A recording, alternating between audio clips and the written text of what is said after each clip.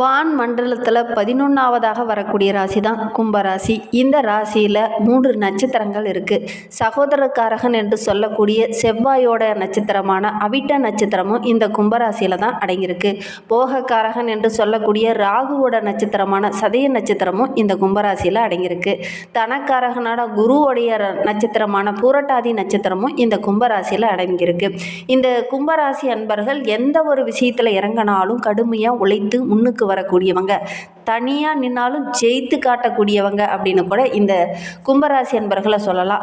இந்த ராசிக்காரங்களுடைய இந்த ராசி சின்னம் பார்த்திங்கன்னா குடம் போல ஒரு அமைப்பு தான். இவங்களுடைய மனதில் 1000 கஷ்டங்கள் இருந்தாலும் அதில் வெளியிலேயே காமிச்சிக்க மாட்டாங்க இந்த கும்பராசி அன்பர்கள் அப்படின்னே சொல்லலாம்.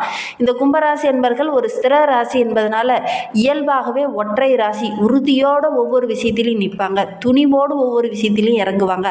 அதில் வெற்றியாக வரக்கூடிய ஒரு ராசி 12 ராசியில் இந்த கும்பராசி ஒன்று அப்படின்னே சொல்லலாம். நல்ல ஒரு வலிமையான ஆற்றல் உள்ள ஒரு ராசி இந்த கும்பராசி அப்படின்னே சொல்லலாம். துலா ராசியிலையும் மீன ராசி முடிய பார்த்திங்கன்னா தென்முக ராசி அப்படின்னு சொல்லுவாங்க. காற்றுத்தன்மையான ராசி, மன மகிழ்ச்சி கொடுக்கக்கூடிய ஒரு ராசி, இரக்க குணம், மனிதாபிமானம் உள்ள ராசி, நல்ல மனோசக்தி உள்ள ஒரு ராசி, கற்பனை வளம் உங்களுக்கு அதிகமாக இருக்கும். துலாம்லேருந்து மீன வரையில் இருக்கிறவங்களுக்கு கற்பனை திறன் கொஞ்சம் அதிகம், சங்கீதத்தில் ஒரு ஆர்வம், இதெல்லாம் இந்த ராசிக்காரங்களுக்கு பெரும்பாலும் இருக்கும். நம்ம கும்பராசி ஒரு ஸ்திர ராசி என்பதனால நிர்வாகத்திறன் இவங்களுக்கு அருமையாக வரும். பல பலம் வாய்ந்தவங்களாக இவங்க இருப்பாங்க. ரொம்ப திறமசாலிகளாக இருப்பாங்க. ரொம்ப அமைதியாக தான் எல்லாருக்கிட்டையும் பேசுவாங்க. ஒன்றும் தெரியாதது போல தான் எல்லாருக்கிட்டையும் இருப்பாங்க. ஆனால் இவங்களுடைய குரல் பார்த்திங்கன்னா அப்படியே மென்மையாக இனிமையாக எல்லாருக்கிட்டையும் பேசக்கூடியவங்களாக இந்த கும்பராசி என்பர்கள் இருப்பாங்க அப்படின்னே சொல்லலாம். இவங்களை பற்றி நம்ம தொடர்ந்து இந்த வீடியோவில் பார்க்கலாம். நீங்கள் இப்போ தான் ஃபஸ்ட் டைமாக நம்ம சேனலை பார்க்குறதா இருந்தால் நம்ம சேனலை சப்ஸ்கிரைப் பண்ணிவிட்டு கூடவே இருக்கிற பெல் ஐக்கானையும் கிளிக் பண்ணிக்கோங்க.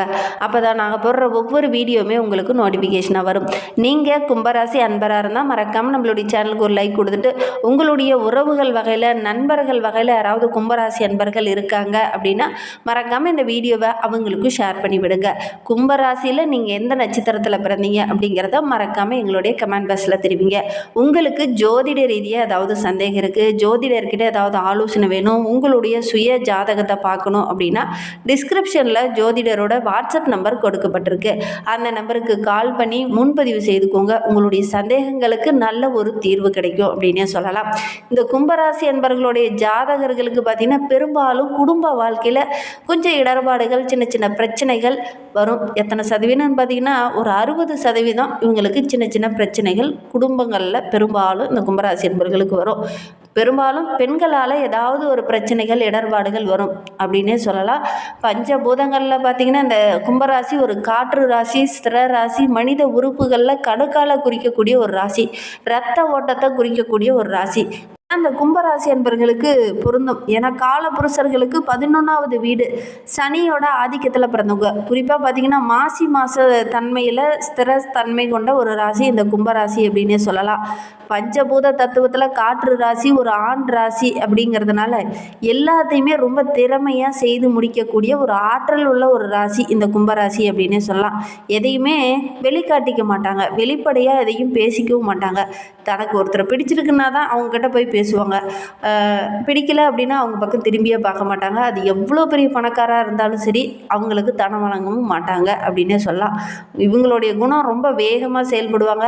விளையாட்டில் உங்களுக்கு கொஞ்சம் ஆர்வம் இருக்கும், கலையில் கொஞ்சம் அதிக ஆர்வம் இருக்கும். பெரும்பாலும் இந்த சிற்பங்கள்லாம் செய்கிறாங்க இல்லையா, அதெல்லாம் பார்த்திங்கன்னா இந்த கும்பராசி என்பர்கள் செய்யக்கூடியவங்களாக இருப்பாங்க அப்படின்னே சொல்லலாம்.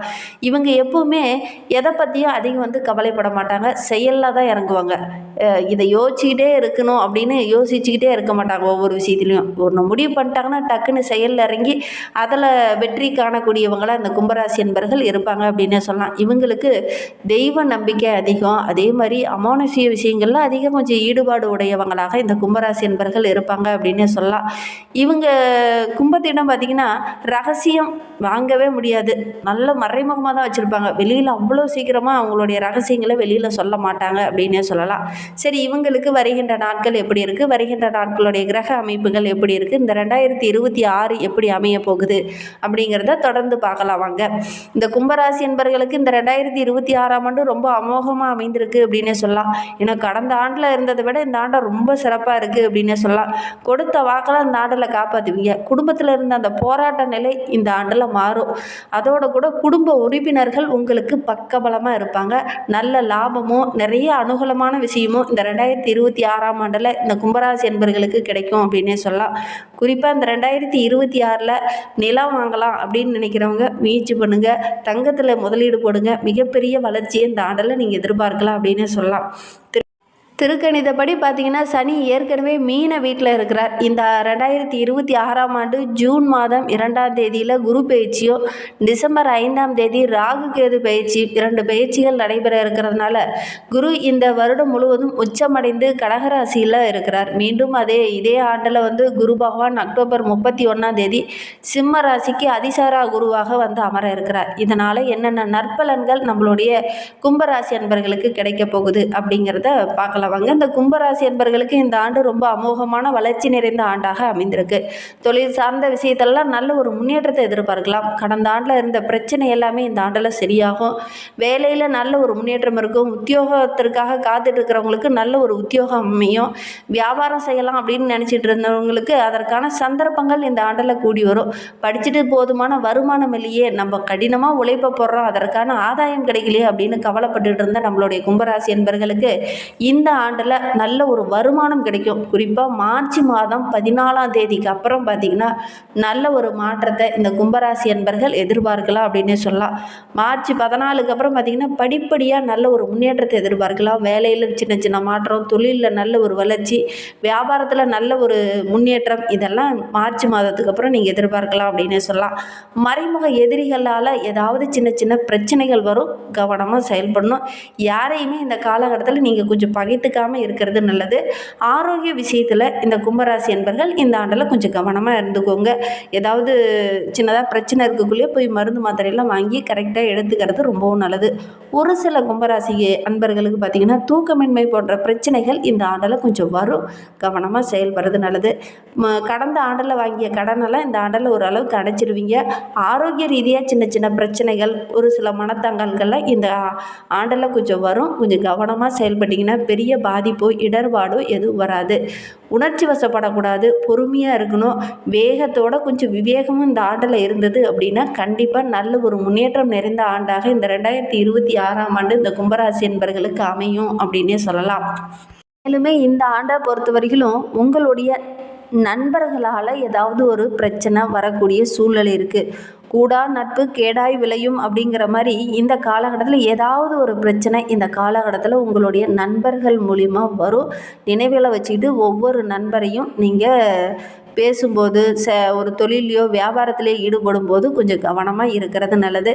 இல்லை அப்படின்னா தேவையில்லாத விபரீதங்கள்லாம் சந்திக்க வேண்டிய ஒரு சூழ்நிலை ஏற்படும். கவனமாக செயல்படணும்.